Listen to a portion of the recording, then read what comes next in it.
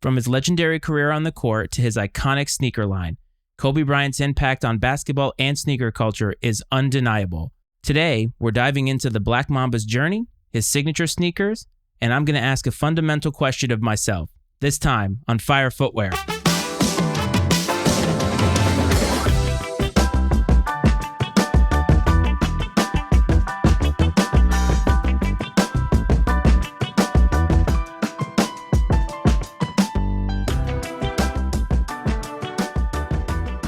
Welcome back to Fire Footwear, everybody. As always, this is your host, Matt Frates. I hope that this finds you well. I want to thank everybody, whether you're new or whether you are old, for listening to this podcast and giving me any semblance of time out of your day, out of your week, out of your month. It means a lot to me. Ever since I was on the Sneakers podcast, I have noticed we have had some new people who have been engaging with me in different places, and I just want to tell you that I appreciate you 100%. I'm glad you're here, and I want to talk about Kobes this week because there have been a lot of rumored colorways that are going to be coming out in 2025. We just had the Girl Dad release come recently, and there's a lot of chatter all over the internet. And I wanted to take this a little bit in a different direction, I think, than most people would. I know people want to give their opinion on these colorways. I know people want to give their opinion on the best Kobes of all time and things like that. But sticking true to what we've been doing, I want to build on what we've been doing. And we're talking about sneaker history. Last week, we talked about 90s basketball sneakers, and I named so many players, so many models, and there have been so many people that have had a big influence on the sneaker game just from the NBA alone. But I think if you look at the people that I highlighted last week, not named Michael Jordan, I think it's hard to argue that Kobe has had one of the biggest impacts on sneakers in terms of basketball sneakers that have also translated to the streets.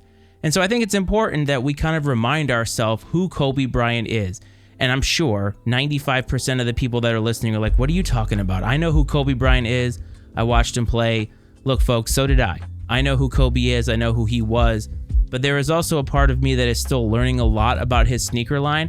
And I think that there are other people that are kind of in the same boat that I am. And when I said in the cold open that I was going to ask myself a fundamental question later, I want to ask it after we go over Kobe Bryant's life, his sneaker line, and just sort of his overall impact on the game. And when we talk about Kobe in basketball, I think that his basketball greatness and the journey to that began a long time ago, like right when he was born. I mean, he was born to a former NBA player, and that was Joe Jellybean Bryant. He was drafted 13th overall in 1996, and he came right out of high school. And I want everybody to think about that for a sec. Think about where you were when you graduated high school, or if you didn't graduate high school, where you were when you were 18 years old. What were you doing? What were you getting into? 18 is such a tough age because I think at that age, you think you know everything. I think you feel invincible. And then you get out into the world and it's a whole different world than you thought. And instead of Kobe Bryant going to college or figuring his life out some other way, he ends up going to the NBA. And there are so many expectations that are heaped upon him. He obviously was famously drafted by the Charlotte Hornets and was then traded to the Los Angeles Lakers. And I think because of that, his career and the expectations were even more elevated. I mean, he debuts in 1996-97. He's the youngest player to start in an NBA game, again, just 18 years old. He made an all-star team. He won the slam dunk contest. And then his career really took off in 1999 when he teamed up with Shaquille O'Neal, one of the best, if not the best centers of all time. They won 3 consecutive NBA titles together. I mean, that was a legendary run. And ever since then, Kobe Bryant has been seen as one of the best to ever do it. He was known for his scoring ability. He played good defense. He had clutch performances, and that's where that Mamba mentality came from. And just Kobe's rise continued and continued and continued. And obviously with that rise, he was able to get sneaker lines. But even through all of that, we're talking about MVP seasons, winning championships in 2009 and 2010 without Shaq, elevating what a lot of people thought were maybe subpar teams to those 99, 2000, 2001 teams. I mean, there was a lot that was going on in Kobe's life. Obviously, he had his trials and tribulations off the court. 2013, though, he tears his Achilles and famously makes 2 free throws and then goes off. I mean, he had 60 points in his final game. He scored 81 in a game. The accolades are just all there. And when all was said and done, 5 championships, 18 All-Star selections, and just so many other accolades heaped upon him. And Kobe Bryant's basketball career is legendary. And unfortunately, though, in January of 2020, a lot of things changed when Kobe Bryant and his daughter died tragically, honestly, in a helicopter crash. And 2020 was a strange year for everybody. I mean, the pandemic there's nothing that I don't think is ever going to come close to being that strange in the world, barring some super catastrophic event. But the year started off losing Kobe Bryant. And Kobe Bryant had been retired. That was going to be his 4th year in retirement. And he was not forgotten at that point. He was somebody who was still seen as an icon in the NBA, a personality that had seen a lot of people come to him and see him raise up.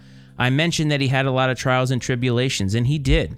Famously with the rape allegations in the early 2000s, and obviously he and his wife had a lot to work through then with his family, himself, and having to do that publicly is really tough, but he did a lot of that, and he was known for being a really great dad to his kids, especially after he retired.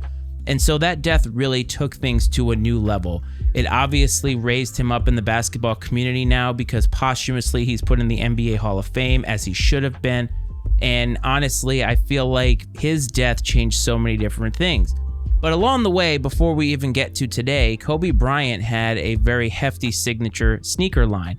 And last time I talked about his time with Adidas, and that was in the 1990s. And I don't think a lot of people necessarily forget about that, but I think that the time that he spent with Adidas, those models get overshadowed by the ones what he did with Nike. And that's fair. I mean, the ones he did with Nike, I think, have just such a rich history that people remember today.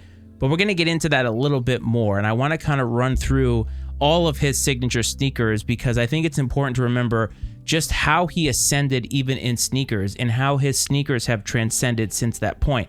Last week, we talked about his time with Adidas. And of course, you had the KB8. It was later renamed to the Crazy 8. That was released in 1997.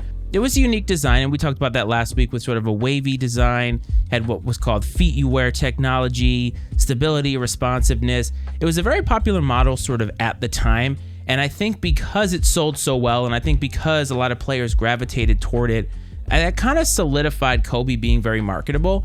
I mean, I think Kobe was marketable in a sense anyway, but I think that kind of solidified it in terms of real dollars and cents. Adidas continued down that line with the KB82. That was in 1998. They improved upon it with cushioning and support and all these different things.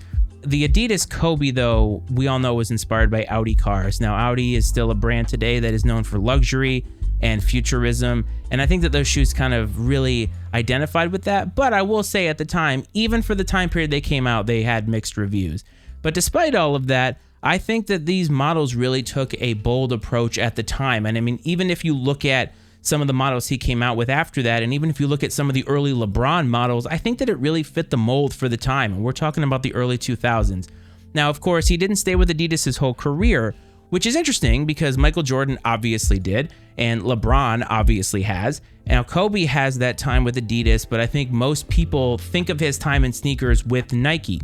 And he did transition to them in 2003, and that really marked a new era for himself, the brand, I think basketball shoes in general. And they started out with a shoe that isn't necessarily known as a signature sneaker model for Kobe, and that was the Nike Air Zoom Huarache 2K4. And again, not an official signature shoe, but I think that it sort of started and planted the seeds of what would then become Kobe's partnership with Nike. And it was lightweight, it had ankle support. And now this is a shoe model, not with Zoom, but this is a shoe model in the Huarache that obviously had its time right before then. So you're taking a popular athlete, you're taking a popular shoe, putting them together, and boom, what do you have? An instant hit. And then we kind of move on now to the Nike Zoom Kobe 1. And this is interesting now because it's released in 2006. It was really his first official signature shoe, and it was really bulky, and it fit for the time. And it very much looked like some of those early LeBrons that I talked about. It was a high top, and it was cushioned, and obviously it looked just, I don't know, it looked kind of like a boot, but it really fit again for the time. And I think that kind of started things off. And when you look at the line here, we go to the Nike Zoom Kobe 2 and all the way until the 11. Each of them kind of pushed a boundary in their own way, whether it's design or performance. And even now, we'll talk about that later, I think the Kobe line really did that in terms of basketball shoes. Of course, moving on down the line, 2007, you had the Nike Zoom Kobe 2. Now, this was a low-top design, and I think that was a good big shift from the Nike Zoom 1, and it kind of emphasized speed and agility, and it had a heel counter for some stability there. I mean, Kobe played very, very hard, and I think, again, it started to continue to push the boundaries, especially in low-top sneakers. And then you move on to 2008, the Nike Zoom Kobe 3, and it was a honeycomb pattern, and it had flexibility built into it because of that. And it kind of reminds me a little bit that honeycomb pattern of what Reebok did, and I think it was in the 90s with that sort of like hex-looking thing on the outsole. I mean, these are the first three shoes I think that a lot of people think of when they think of Kobe in those early days. And I think when you get to the 3 is when things started to really take off, because you saw a lot of that sleekness come into the fold. And then the Nike Kobe 4, of course, 2009. Now, this is a shoe that a lot of people would say have some not so great colorways, but I think that the shoe itself really, again, revolutionized what low-top sneakers looked like. And I think that sneaker culture started to see them a little bit differently, because now you have a shoe that is very much for hooping in. But now a lot of people are seeing it as something for the streets. And I think the colorways that they continued to design on all of these really spoke to that. And of course, you continue on with the Kobe 5 in 2010, one of the most famous colorways of all time, and we will get to that there.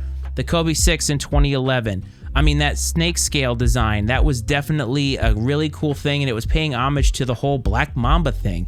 And I love that. I love those little notes that they put in there when it comes to these signature athletes, because signature shoes are really modeled after the personalities of these players. And Kobe Bryant had a personality that was so like Michael Jordan, but yet it was so unique at the same time. And the Kobe 6 is responsible for one of the, probably the most coveted colorway of a Kobe of all time. Continue down the line with the Kobe 7, interchangeable cushioning systems. That was pretty revolutionary. The Kobe 8, lightweight, engineered mesh, and that was designed for maximum performance. I mean, this was right at the time in 2013 when all that Flyknit and stuff was really, really big at the time, especially on running shoes. I remember that. The Nike Kobe 9 in 2014, another high top, and it was inspired by boxing shoes because he had torn his Achilles in 2013 and needed that extra ankle support. And if you remember, that kind of reminds me of, there was a Jordan, what they called the Jordan 1.5, the Return.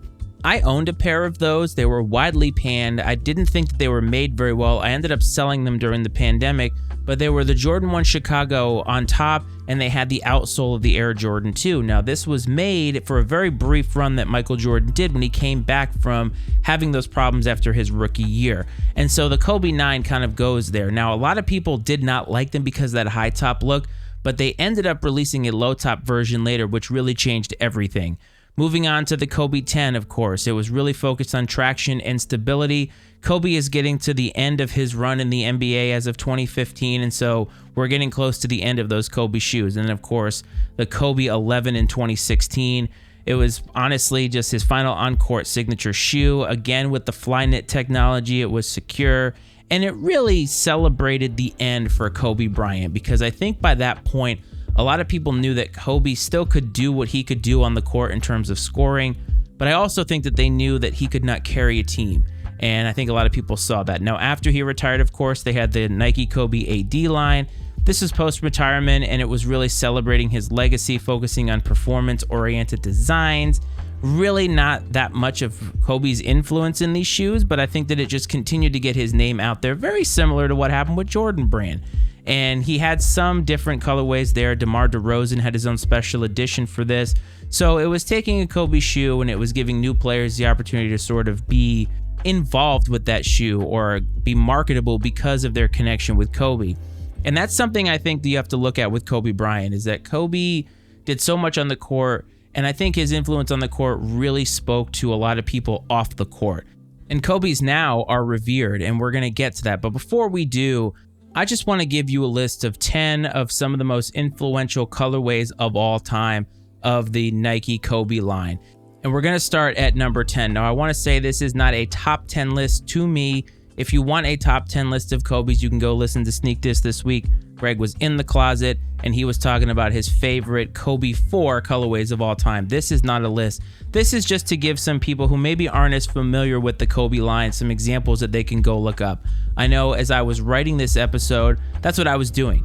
I was doing a lot of research there, and I also want to say that after I wrote this episode up, I decided to go for a walk today, And I started, you know what, I'm going to listen to the Sneak This podcast. And the first thing that I saw was top 10 Kobe 4 colorways. And I'm like, wow, what are the coincidences? But you know what?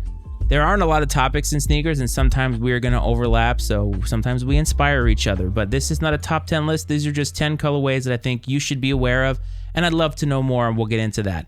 Let's start with the Kobe 4 Gradient Lakers. I mean, you really can't go wrong with a Lakers colorway in a Kobe, I would think. And even though I don't own a Kobe, I can definitely see why. I mean, Kobe played for the Lakers, so that was a really cool one. The Kobe 8 Black History Month, that was in 2013. The Kobe 11 Mamba Day in 2016. I mean, this one celebrated Kobe's final game, and that was a big moment for the NBA. It was a big moment for a lot of people. The Kobe 5 Chaos. Anything Joker inspired is totally cool with me. I love Batman. I love the Joker. I think he's one of the greatest villains of all time, so I'm going to love that shoe, of course. The Kobe 9 Masterpiece. Now, I did not use the low-top version of this because I think that it's important for people to understand that the Kobe 9 was made for performance at the forefront. He needed that cushioning, he needed that support because of the injury he'd had the year before, and they gave it to him. Ultimately, this is a basketball shoe for Kobe Bryant, and the streets are secondary to that. If you keep moving on, we're talking about the Kobe 7 Cheetah. I mean, cheetah print, leopard print, anything like that. I could not pull that off, but I see them. I think they're fire. I totally understand why people like them, and that's one that's always going to stand the test of time. The Kobe 4 Carpe Diem, another Lakers-inspired colorway, this time with gold accents. Pretty dope in my opinion. The Kobe 8 What the Kobes. These are rumored to be releasing in 2025. They released in 2013 the first time. If they give us that iteration, people are going to flock to get these. The Kobe 5 Bruce Lee. Caitlin Clark wore these pretty much all season this past year at Iowa. I mean, those are iconic. 2009. They've retroed since then. And of course, the creme de la creme, the most popular Kobe colorway of all time, the Kobe 6 Grinches. I mean, this is a shoe that if I were to ever get my hands on them, I probably would have them in my collection, but I just know that I could not wear them. But I totally respect them for what they are. And I think that's important. And I really think that Kobe's have reached this status now because of his death where people see them in a different light. And I said at the top that I was going to question myself on something. And the fundamental question I have for myself, and I guess for you too, is what am I missing when it comes to Kobe's? I know that a lot of people love Kobe's, and these days when you go on social media, you see people saying, I've got to have them instant cop for just about every colorway that comes out. But I'm not going to lie to you, when I see these colorways, I think, that's just not for me.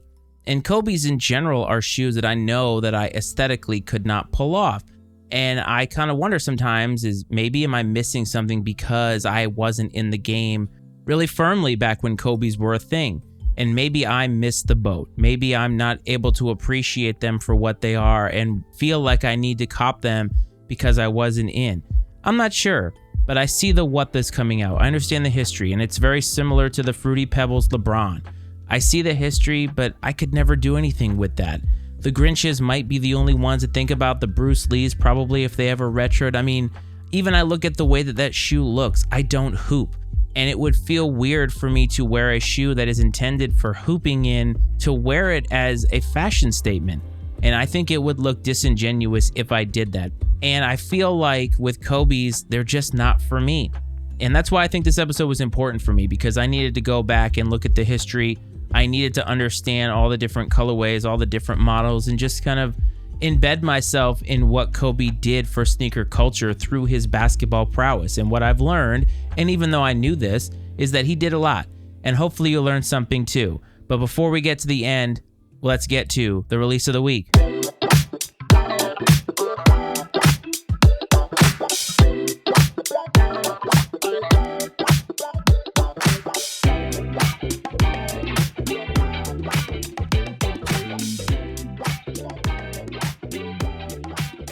Release of the week, where I like to highlight a shoe that catches my eye. It's not always hype. This week it kind of might be. It's just something that I want you to know about. I'm not going to lie to you. As I was looking through this, there's not a lot of strong releases this week, at least not anything that I'm really stoked about. But I do want to give you a shoe to at least look into, and we're going to highlight the Huff Nike Air Max 1. Now, they're releasing 3 colorways of this. I'm not a particular fan of any of them. Huff has a history with Air Maxes. They have a history with Dunks. I don't mind the green pair so much. And if I was going to go after one of them, the green pair would be it. But I'm not going to lie, from a store and a brand that has had so much history with sneakers, this feels like a lazy collaboration. And I'm not saying that. I'm not saying that people were lazy in collaborating and designing this. It just feels lazy to me from what I know of this history. But if it's something that you're into, you want to have something to commemorate Huff, June 22nd, $160 US. It's yours if you can find them on the sneakers app, and I'm sure probably in other places too. But for me, this is just a really weak week of sneaker releases, but I still wanted to highlight something for you because that's what we do on this show. How much do you love Kobes? What am I missing about Kobes? And is there something that I need to be looking into when it comes to Kobes? And also, what are some of your favorite Kobes? Get in touch with me. Instagram at FireFootwearPod is the handle. You can email the show, firefootwearpod@gmail.com. And if you want to watch some videos that I do, you can go to YouTube, like, subscribe, Fire Footwear, a sneaker podcast with Matty Ice. All of that stuff is helpful. I appreciate everybody's time this week. I hope that you enjoyed this episode, and hopefully one person who listens to this learned something this week. Hope this finds everybody well. I hope this finds everybody safe. And as always, I will talk to you next time. This is Fire Footwear.